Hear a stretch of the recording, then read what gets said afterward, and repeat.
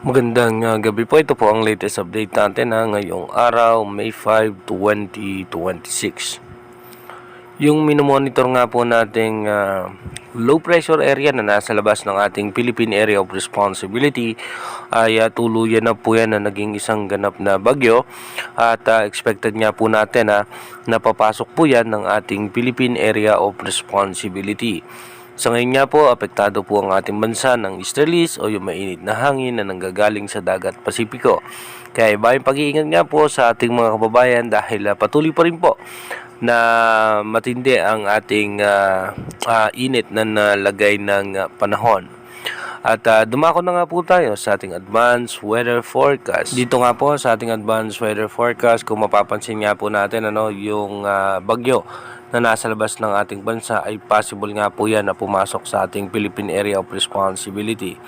Pagdating nga bukas, May 6, so tuloy-tuloy pa rin po.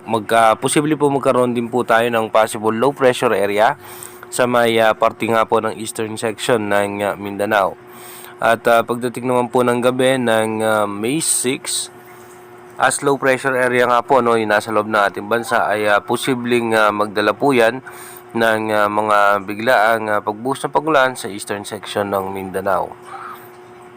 At pagdating naman po ng May 7, expected na nga po natin na magiging maulan ang eastern section ng Mindanao at yung southern portion ng Visayas ay posible po makaranas yan ng mga pag-ulan habang patuloy nga pong lalakas itong bagyo na nasa labas ng ating Philippine Area of Responsibility.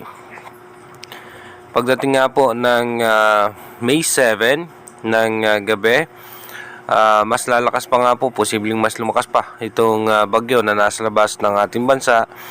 At pagdating naman po ng May 8, ito nga po ay posibleng dadaan sa may parte ng Guam at patuloy nga po itong lalakas.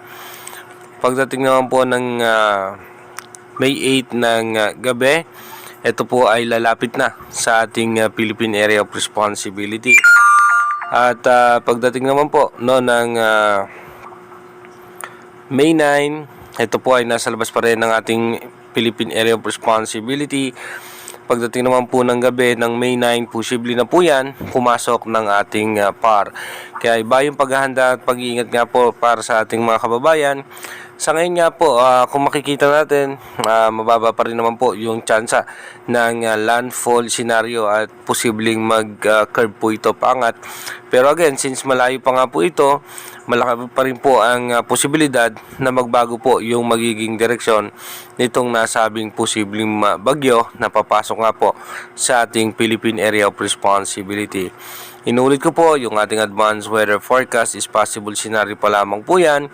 Malaki pa rin po ang tsansa na magbago po lahat yan. Kaya manatili tayong tumutok sa ating advanced weather forecast para malaman natin yung mga posibleng sama ng panahon na makakaapekto sa ating bansa. Mag-iingat po tayo palagi. God bless po sa ating lahat. Global Typhoon, Chairman TV. Weather update. Helping homeless people.